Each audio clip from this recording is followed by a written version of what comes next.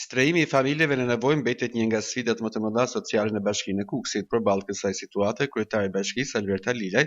bën të ditur se pushteti vendor ka hartuar planin e strehimit për periudhën 2026-2030, duke vendosur mbrojtjen sociale për 400 familje në qendër të politikave zhvillimore lokale. Me të vërtetë në Kukës ka problematika theksuara për shtresat nevojë, kryesisht për njerëzit që nuk kanë përkraje, për invalid, për të pastre, për një kategori e cila edhe s'mund të aplikojnë tek bankat nivelit 2 për të marrë kredi për shtëpi. Ne kemi bërë më në fund, që s'ka pas në Kukës fare, një paketë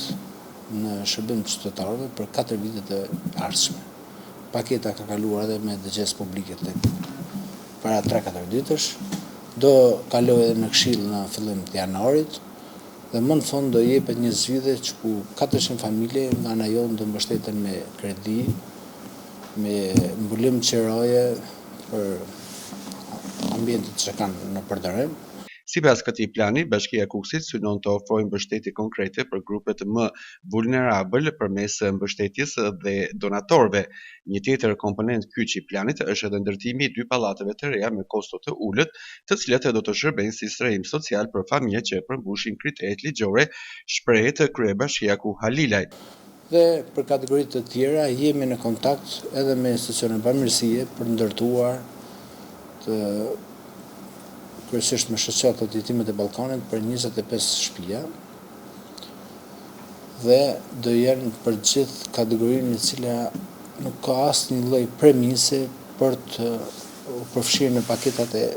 para që do mbulohen nga shteti. Por këto do jenë vetëm në shërbim kushtetar. Si për ndërtimin edhe apartamenteve të banimit për 2 pallate për të pastrehet, në vazhdim do ndërtohen nga enti I banesave dhe paketat që kaluam për shërbimin sociale, dhe përfshin për gjithë këto kategori, për 400 familje, ku të ndohen sipas për mbulim qiraje, për mbulim emergjencës me radhë, do jetë një, do them me plot bindje që do ketë impakt për shtresat nevojë, sepse është një krah shumë I fuqishëm për të ardhur në ndihmë në lidhje me jetesën e tyre të përditshme. Paralelisht me ndërtimin e banesave të reja, bashkia ka planifikuar edhe zbatimin e programit të riparimit të banesave të amortizuar. Ky program do të financohet përmes fondeve të bashkisë në bashkëpunim me Ministrinë e Ekonomisë dhe synon të përmirësojë kushtet e jetesës për familjet që zotrojnë banesë, por që nuk kanë mundësi financiare për rikonstruksion.